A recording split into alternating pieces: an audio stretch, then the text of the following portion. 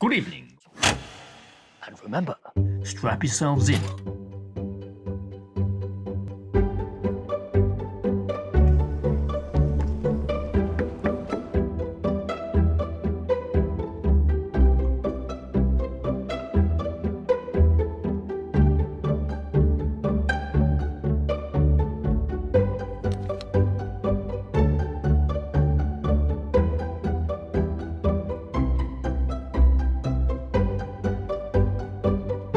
Soak it up. It'll soon be over.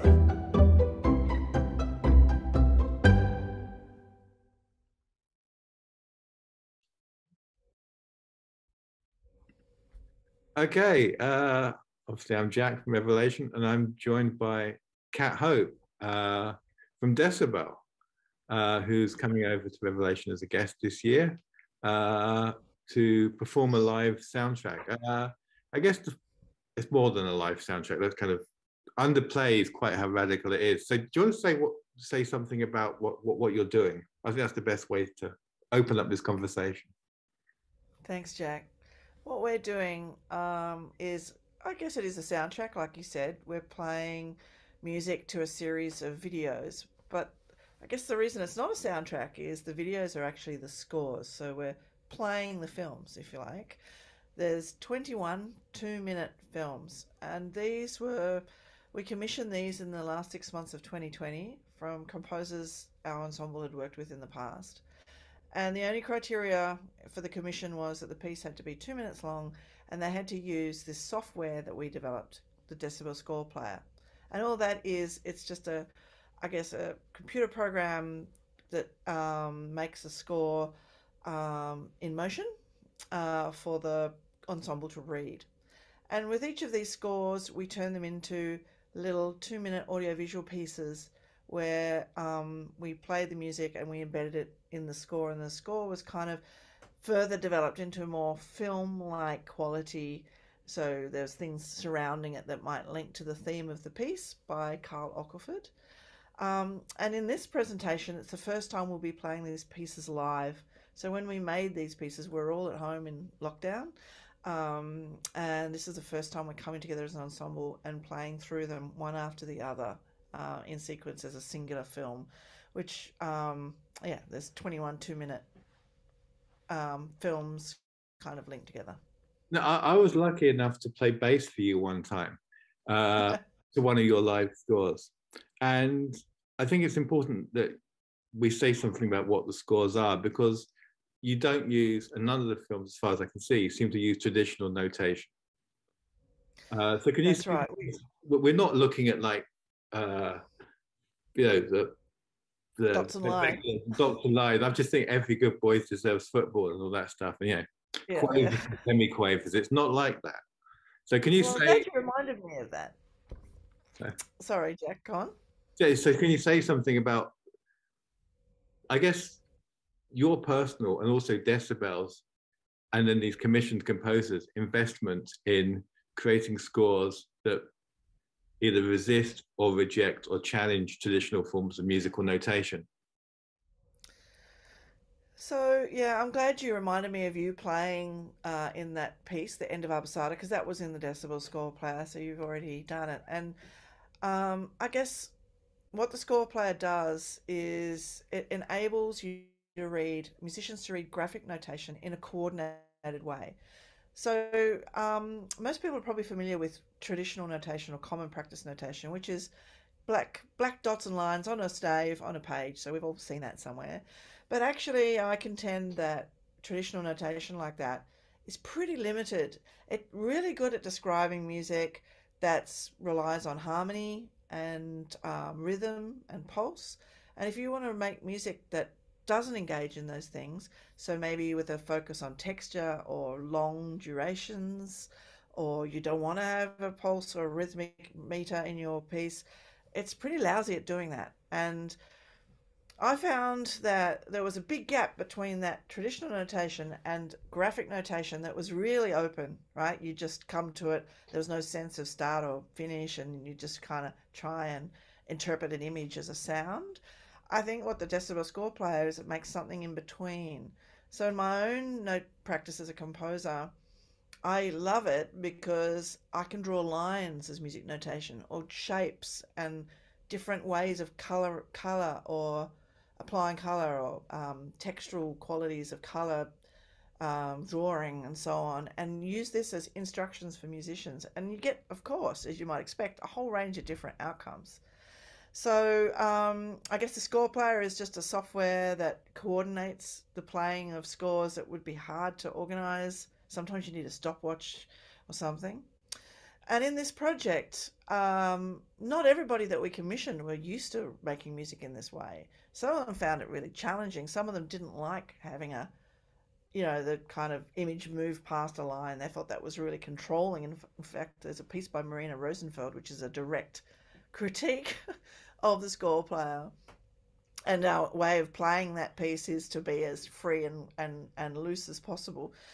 But other people really embraced it and said, oh, this is really liberating because I've got all these ideas, but I just couldn't work out how to get musicians to coordinate. Because really, in some ways, the principal purpose of notation is to coordinate musicians, like get them to play together in time, in tune.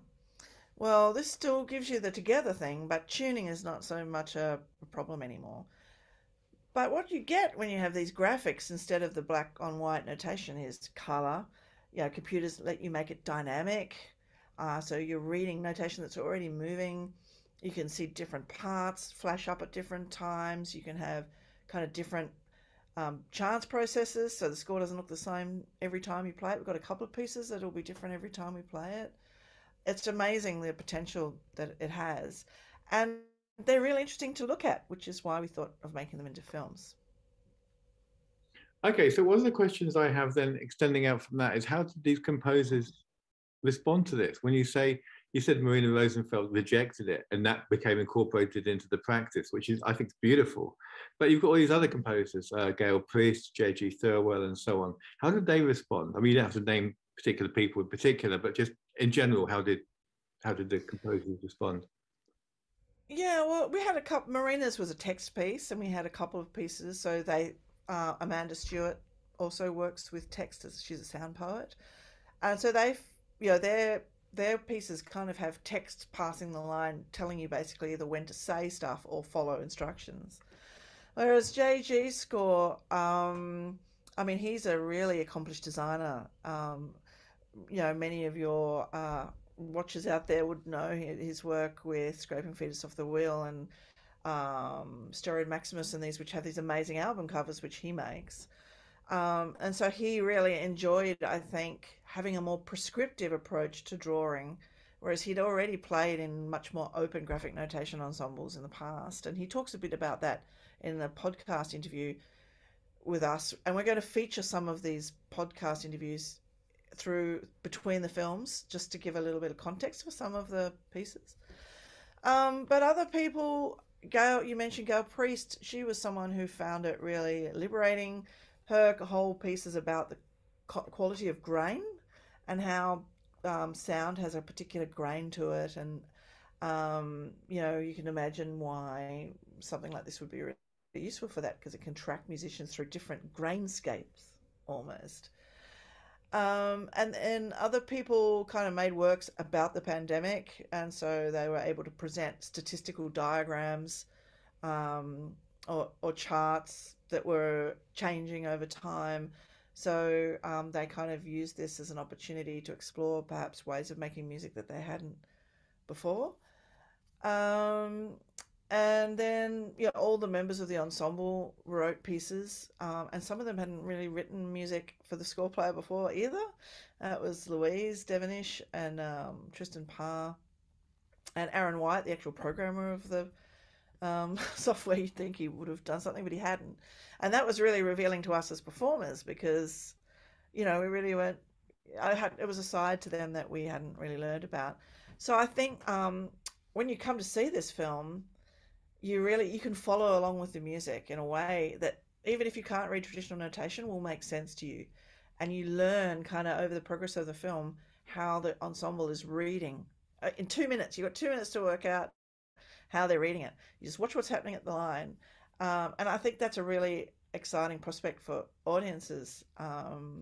To music, it takes away this thing as music as a secret language, and you'd know, Jack, yourself from playing, the scoring it makes it really accessible to lots of different people who might be interested in music but didn't do 12 years of high school music training to read notation or something. And I find that one of the most exciting aspects of graphic notation Do, read do you in this think way. you think this empowers, for want of a better word, and I don't like the word, non-musicians? Do you think this empowers non-musicians to understand and conceptualize music? I think it gives access to different types of musicians because I don't think it's really much use to people who aren't interested in music, right? And even maybe students, I'm not, like beginners, I'm not sure it's really that useful for them. If you want to play tonal music, use Western notation. It's really good for that. But if you want to try something different, the good thing about this notation is that any musician can play it, whether they've learnt ragas or played in pop bands for 30 years or just listened to records for a long time, so they have this kind of oral knowledge. All those people can come together and read this music, this notation as an ensemble. Um, I mean, I'm speaking largely for my own practice here because that's one of my aims when I write music notation in this system. And I'm not sure that that's the aim for a lot of the composers we commissioned, but I do think it's an outcome. I think pretty much every piece in this program you could give to a group of musicians from different stylistic backgrounds and they could play it together easily. In terms of this whole project, how did Decibel work on this? Was this something that you generated as a group, or did one particular member of Decibel kind of say we should use our program and commission people? How did it work? Yeah, so I'm the artistic director of the group, and so I came up with the concept. I mean, I'm very fortunate to have a group of people who are really supportive of my often out there ideas. Um, but yeah, so I came up with the idea because when the pandemic began, we used to all live in Perth, and now half of us live in Melbourne, the other half live in Perth, and we were just like, well, we want to keep playing music. At that stage, we didn't know how long this was going to go on for, let alone the nightmare lockdowns we had in Melbourne. Um, so we decided to propose something that would support the people we'd worked with in the past and enable us to keep playing together, even if we couldn't come together. And, at the time, I don't think I realized actually what a great project it was for the situation. So in the original films, it has us all playing in our bedroom. So we'd all get our score, play our part. We'd have a click track, so like a if there was a rhythm or something to coordinate each other. Film ourselves with our phones, and give these tracks, the score, and the videos to Carl to kind of arrange into a film. So usually how it works is, I come up with a crazy idea. Aaron supported a lot of the composers with technical support, and Tristan, who kind of acts as our manager and producer, kind of helped with all the kind of making sure people got paid and things were done on time. And we managed to get a piece out every 2 weeks over the last 6 months of 2020. Um, and I think the idea was to make it a short commitment because some people found it really hard to make creative work at that time, from composers all over the world, so that they've been in different situations at different times, and they were paid well. So it was kind of like a way of supporting our community as well as giving us something to do. I have to say it got pretty hard towards the end.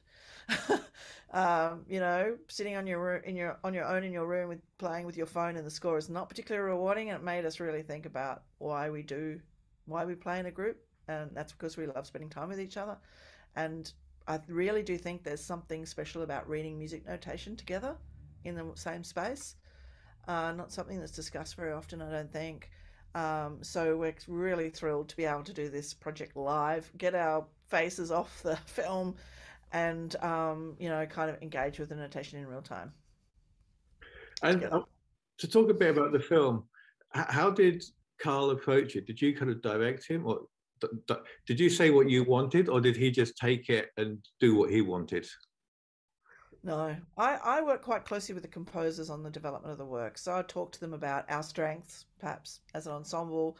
And it was quite difficult for Louise, our percussionist, because She was locked down at home. She didn't have access to timpanis and big gongs and all this other stuff for much of the time. So there was quite a bit of restriction around what was possible for composers. Once that was done, Carl was given the scores and the theme, what the piece was called, what it was about, and he ran with that and pretty much had free reign as to what he did, just as he's having pretty much free reign as to how he's modifying them for the live performance. I think we're keeping one of the 21 films just as a film because it's got a dancer in it and it's got this really beautiful three-dimensional quality as a film. It's actually my piece.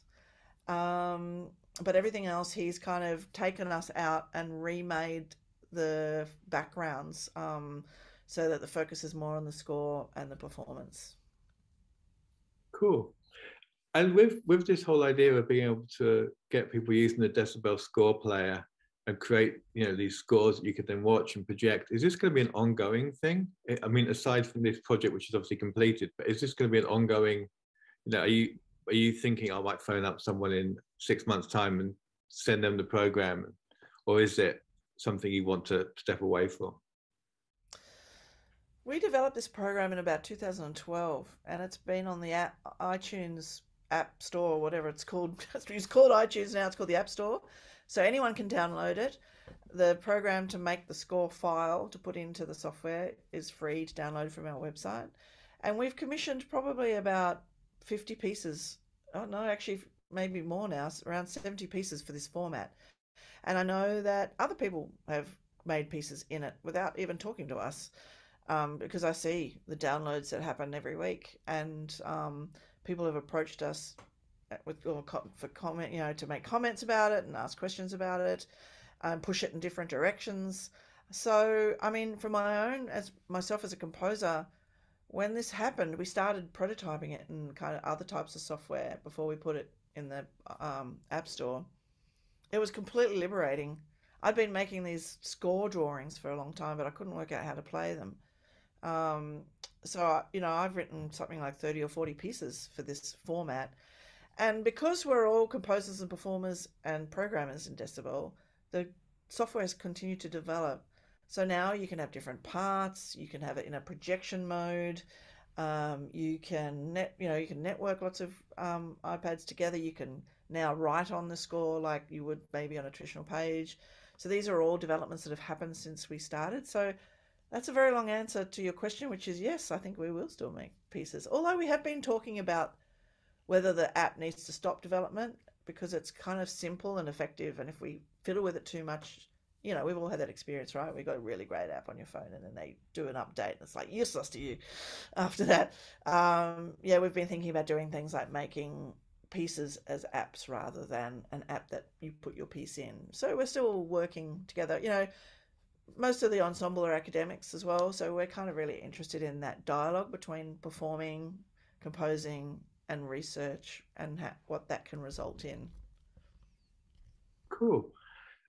That's great. Thank you so much for taking the time to talk with me, and very much looking forward to seeing the live performance with the score being projected, and how I'm very interested in how I respond as well as an audience around me, because I'm intrigued by what I'm going to learn myself from watching it, about composition and sound. And I really encourage people to come and talk to us afterwards if you'd like to. If you've got questions, we'll hang around in the foyer for a while. We're really open to it, and you might even like to just go and download it and have a look because it's really easy to use. And if you've ever thought about drawing music instead of notating it traditionally, it's really great for that. But always a pleasure to talk to you, Jack. And can you just quickly say the app is called the Decibel Score Player, right? And you can just download it in the App Store. Yeah, if you just go type that in, or the links on our website, and the project's called 2 Minutes from Home. That's great. Thank you so much for talking with me today. Thanks, Jack.